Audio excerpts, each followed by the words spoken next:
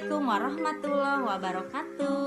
Nama saya Ibu Eis Lasmanawati. Saya Prodi PAUD angkatan tahun 2018. Saya akan membahas tentang manajemen PAUD yang diampu oleh Ibu dosen Ibu Hajah Soehartiningsih MPD. Bismillahirrahmanirrahim. Konsep pengelolaan pendidikan. Menurut Sulistiorini, manajemen pendidikan adalah suatu kegiatan atau rangkaian kegiatan yang berupa proses pengelolaan usaha kerjasama sekelompok manusia yang tergabung dalam organisasi pendidikan untuk mencapai tujuan pendidikan yang telah ditetapkan sebelumnya agar lebih efektif dan efisien. Menurut manajer atau administrator dimanapun berada, tidak terlepas dari wadah melakukan kegiatan yang disebut organisasi lembaga pendidikan baik formal, non-formal maupun informal. Organisasi tidak akan ada tanpa ada manusianya. Manusia dalam organisasi tidak luput dari sistem yang dibuatnya sendiri, misal Sisdiknas. Ya.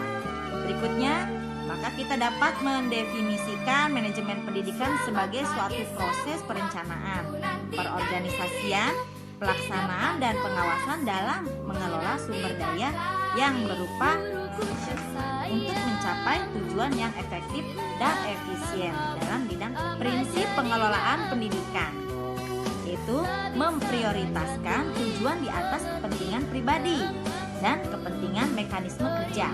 Kedua, mengkoordinasikan wewenang dan tanggung jawab. Ketiga, memberikan tanggung jawab pada personel sekolah hendaknya sesuai dengan sifat-sifat dan kemampuannya. Keempat, mengenal secara baik faktor-faktor psikologis manusia. Kelima, relativitas nilai si manajemen pendidikan. 1. Perencanaan atau planning. 2. Perorganisasian, organizing. 3. Pelaksanaan, implementation. 4. Pengawasan atau controlling. Manajemen sebagai ilmu tersusun secara sistematis dan teratur, lalu objektif dan rasional sehingga dapat dipelajari. 3. Menggunakan metode ilmiah. 4. Memiliki prinsip-prinsip tertentu. 5. Objektif dan rasional sehingga dapat dipelajari. Manajemen sebagai profesi, yaitu suatu posisi dapat dijabarkan sebagai profesi apabila berdasarkan pada suatu wadah ilmu, pengetahuan yang dilaksanakan secara sistematis dan meminta kecerdasan serta kemampuan untuk memecahkan permasalahan yang ada baik ditinjau secara teori maupun praktik lapang. Kedua, suatu profesi pasti membutuhkan waktu yang lama untuk melakukan persiapan spesialisasi berdasarkan suatu latar belakang pendidikan yang luas. Kesimpulannya yaitu dengan adanya uraian di atas, ruang lingkup manajemen PAUD mencakup apa yang dikelola, bagaimana caranya, bagaimana merencanakannya, dan kemana manajemen PAUD akan diarahkan.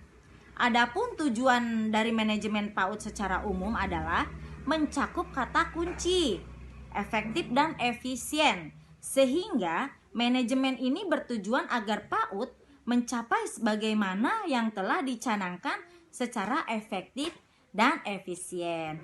Baik, terima kasih Bu dosen penjelasan dari saya. Mohon maaf apabila ada kekurangan. Terima kasih. Wassalamualaikum warahmatullahi wabarakatuh.